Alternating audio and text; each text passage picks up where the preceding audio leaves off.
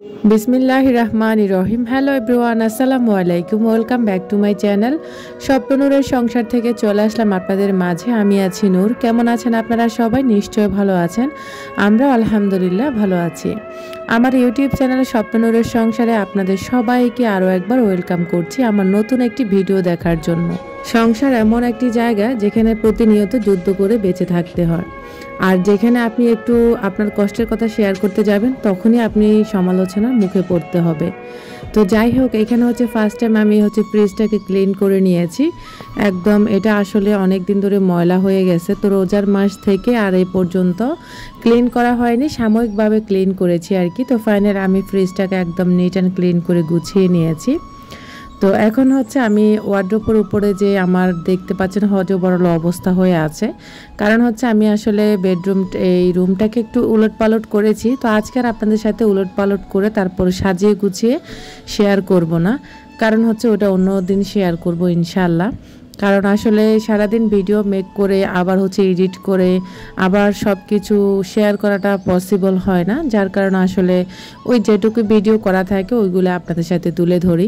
কারণ আপনারা আমাকে এত বেশি ভালোবাসেন, আমার প্রিয় কিছু আপুরা আছেন, তারা আমাকে অনেক বেশি কমেন্টস করে যে আপু তুমি ভিডিও দাও না কেন। তো যার কারণে আপুদের কথা চিন্তা করে তারপরে আমি আরেকটা ভিডিও মেক করার চেষ্টা করি। তো যাই হোক, সংসার জীবনে ঝড় তুফান, আপনার ভালো মন্দ সব কিছুই আছে, ভালো খারাপ, একদম সুখ দুঃখ কষ্ট সব কিছু নিয়ে একটা সংসার হয়। আর ওই সংসার থেকে দেখা গেছে আমি যেহেতু এই প্ল্যাটফর্মে কাজ করি, তো আমাকে আসলে আমার যত কিছু আছে, যা কিছু আছে সবই আপনাদের সাথে আমি তুলে ধরি, যেটা আমার একান্তই ভালো লাগা থেকে আমি শেয়ার করি। আপনারা যেরকম আমার সমস্ত সব কিছুর ব্যাপারে দাম জিজ্ঞেস করেন, কোন ব্র্যান্ড জিজ্ঞেস করেন, সব কিছু জিজ্ঞেস করেন, তখন ওই সুবিধাগুলো নিতে আপনাদের ভালোই লাগে। আর যখন আমি আমার কষ্টের কথা সুখের কথা শেয়ার করি, তখন আর আপনাদের মধ্যে কিছু কিছু লোক আছে সহ্য করতে পারে না। যাই হোক, তাদেরকে আল্লাহ সঠিক বুঝদান করুক, এটাই আমার চাওয়া।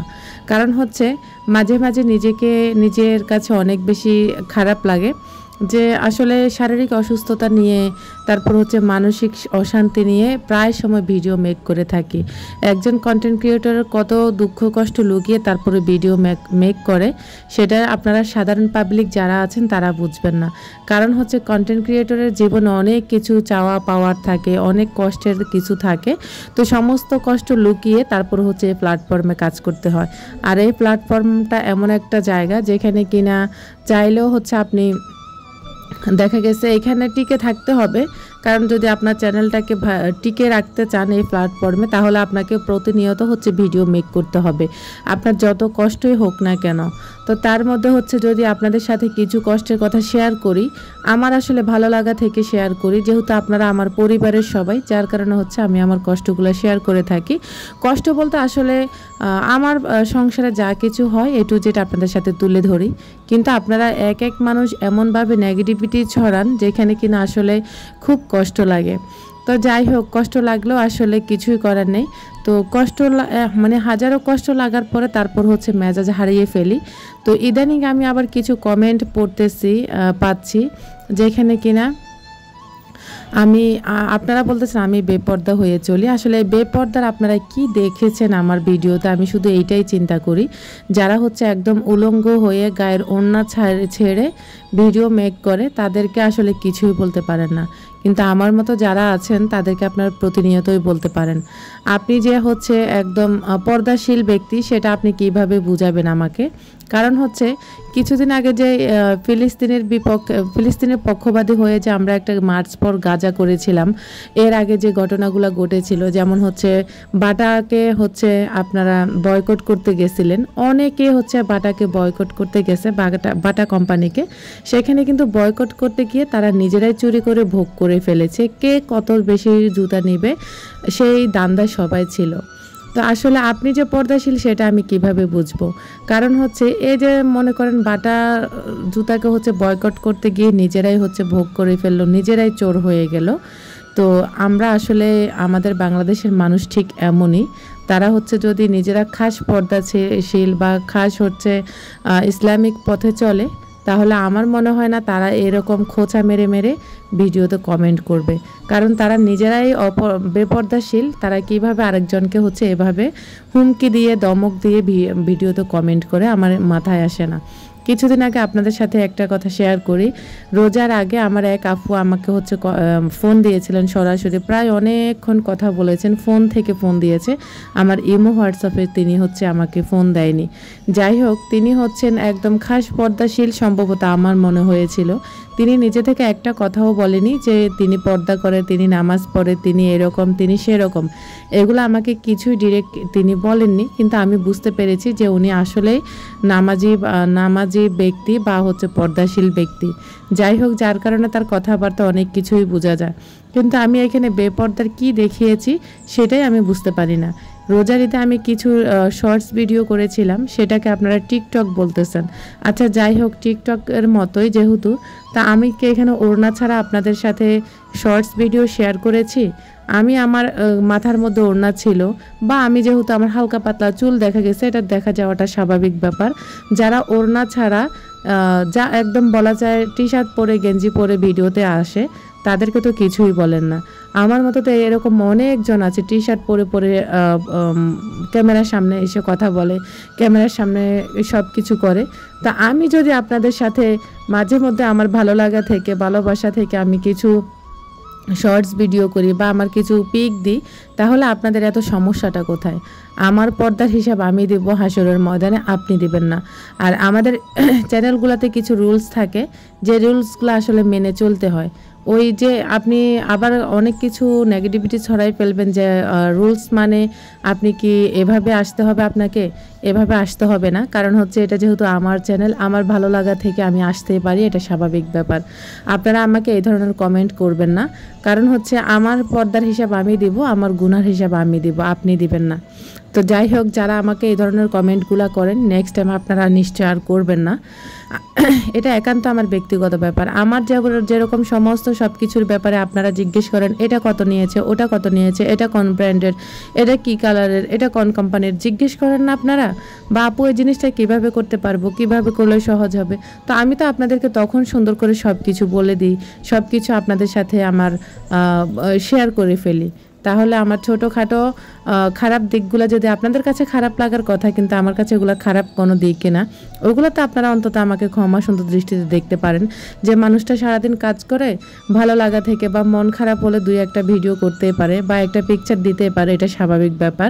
এটা আসলে অস্বাভাবিকের কোনো কিছুই না। তো এটাকে আপনারা এত বেশি নেগেটিভভাবে নেন, যেটাকে আসলে আমার মানতে খুব কষ্ট হয়। আজকে বলে দিচ্ছি, আমার পর্দা নিয়ে বা আমার ক্যামেরার সামনে আসা নিয়ে কেউ কিছু বলবেন না। আপনার ভালো না লাগলে আপনি ইগনোর করবেন। আমার না কবরে গিয়ে আমি হিসাব দিব, আপনি আমার কবরে যাবেন না। যাই হোক, আপনাদের সাথে অনেক অনেক কথা বলে ফেলেছি। তো এখন চলে এসেছি সমস্ত ঘর বাড়ি, আমার এই ছোট্ট সংসারটাকে ঠিক এভাবেই পরিপাটি করে স্মার্টনেসভাবে রাখি বলে হচ্ছে আপনারা কেউ বিশ্বাস করেন না আমার সংসারে অভাব আছে। যাই হোক, অভাব জিনিসটা যদি আপনাদেরকে আমি যখন বোঝাতে যাব, তখন নিশ্চয় আপনারা বুঝবেন।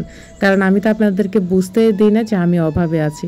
আর অভাবে থাকলে কি আপনারা আমাকে টাকা পয়সা দিচ্ছেন নাকি আমার জন্য কোনো পেয়ার গিফট পাঠাচ্ছেন যে আমি এগুলা করব, এগুলা বারবার পাঠাচ্ছেন, তারপরও আমি কেন বলতেছি এগুলা?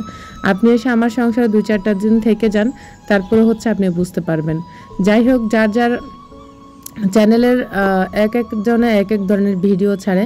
আমি আসলে ভিউ ব্যবসায়ী না, আমি হচ্ছে রিয়েলিটি রাখি, এবং কি আমি চিন্তা করি একটা কিছু শেয়ার করতে গেলে 10 বার চিন্তা করি যে অনলাইন জগৎটা কিন্তু একদিন না একদিন ধরা খাবেই। যদি আমার নিয়ত যদি সৎ থাকে, ইনশাল্লাহ আমার কোনো কিছুই হবে না। আর যদি আমার মনে কোনো ধরনের 2 নম্বরই থাকে, অবশ্যই আমি একদিন না একদিন সবার সামনে হচ্ছে আমার মুখোশ উন্মোচন হবে। তো যারা হচ্ছে মানুষের ইমোশন নিয়ে কাজ করে, প্লাস হচ্ছে ভিউ ব্যবসায়ী, তাদেরকে হয়তো আপনার কথাগুলো বললে মানা যায়, কিন্তু আমাকে প্লিজ এ ধরনের কমেন্ট করবেন না। কারণ আমি সত্যিই কিন্তু চাই আমার রিয়েলিটি বা আমার সাদামাটা লাইফ স্টাইলে যা কিছু আছে আপনাদের সাথে তুলে ধরতে। যদি আপনারা না চান, তাহলে ইনশাল্লাহ আমি এগুলা তুলে ধরবো না। আমি আপনাদের সাথে শো অফ করে করে আমার ভিডিওতে তুলে ধরবো সব কিছু। আর এই যে দেখতে পাচ্ছেন রান্না বান্নাও করছি, সমস্ত ঘরবাড়িও গোছাচ্ছি। আর বারান্দাটাকে আজকে ক্লিন করে একদম গাছগুলোকে সুন্দর করে হচ্ছে গুছিয়ে নিয়েছি। যদিও আমার গাছ কেনার এই মুহূর্তে কোনো ধরনের অ্যাবিলিটি নেই, একটা গাছ 100 টাকা 150 টাকা করে কিনে আনতে হয়, তার মধ্যে আবার টব লাগানো, তো প্রতিটি গাছে দেখা গেছে 250-300 টাকা আমার পড়ে যাবে, যার কারণে এখন আমি গাছ কিনতে পারছি না। তো যার আসলে টাকা আছে সে গাছ কিনে কিন্তু বারান্দা ভরাই ফেলছে, সেটা আসলে আমার ভালো লাগে। কারণ হচ্ছে যে কোনো গাছ, ফুল গাছ বলেন, সবজি গাছ বলেন, আমার দেখতে খুবই ভালো লাগে। যার কারণে আমার এই সামান্যতম চেষ্টা থেকে কিন্তু আমি এই গাছগুলো করেছি। আমার এই বোম্বে মরিচ গাছে কিন্তু একটা মরিচও ধরেনি, এটাকে উঠাই ফেলে দেব, তারপরে ভালো লাগে, যার কারণে হচ্ছে আমি রেখে দিয়েছি। আর পর্তুলিকা গাছ কিন্তু এখন একদম মরা মরা অবস্থা, সকালবেলা কিন্তু সুন্দর অনেকগুলো ফুল ফোটে, তখন দেখতে বেশ ভালো লাগে।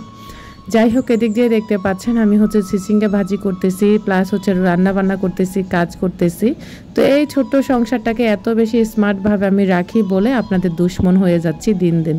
তা আমি আসলে যেখানের জিনিস সেখানে রেখে রেখে বা নোংরাভাবে চলাফেরা করে আপনাদের সাথে ভিডিও মেক করব। যাদের আসলে ভালো লাগে না যে আপু এত গোছানো এত পরিপাটি দেখলে আমাদের হিংসা হয়, আপনি আরেকটু এলোমেলো করে থাকতে পারেন, তাহলে আমি চেষ্টা করব আপনাদের জন্য। আর আপনারা আসলে চাইলে আমি কখনো এলোমেলো করে ভিডিও বানাতে পারবো না, কারণ আমার এভাবে ভিডিও বানাতে এবং কি এভাবে আমার সংসারটাকে রাখতে আমি খুব বেশি ভালোবাসি। যার কারণে হচ্ছে আমি সবসময় প্রতিনিয়ত আমার সংসারটাকে অনেক বেশি সময় দিয়ে থাকি। যেখানে আমি 2 থেকে 3 দিন পর একদিন মাথা আঁচড়াই, সেখানে কিন্তু আমার সংসারের কাজগুলো আমি প্রতিদিন করে থাকি।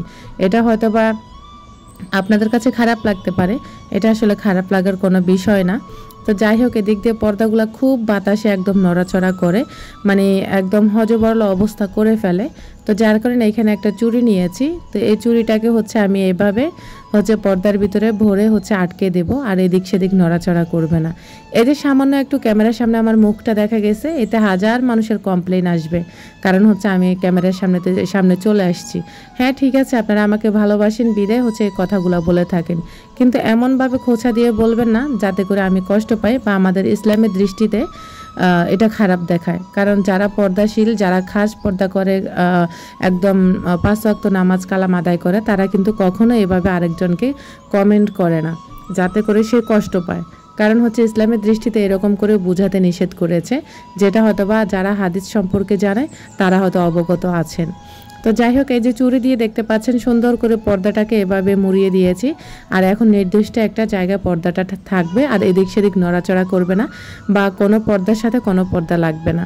তো ওভারঅল ভিডিওটি যদি ভালো লাগে তাহলে আবারও বলবো আমার ভিডিওতে লাইক কমেন্ট শেয়ার করবেন, আর ভালো লাগলে সাবস্ক্রাইব করে আমার পরিবারের বন্ধু হয়ে থেকে যাবেন।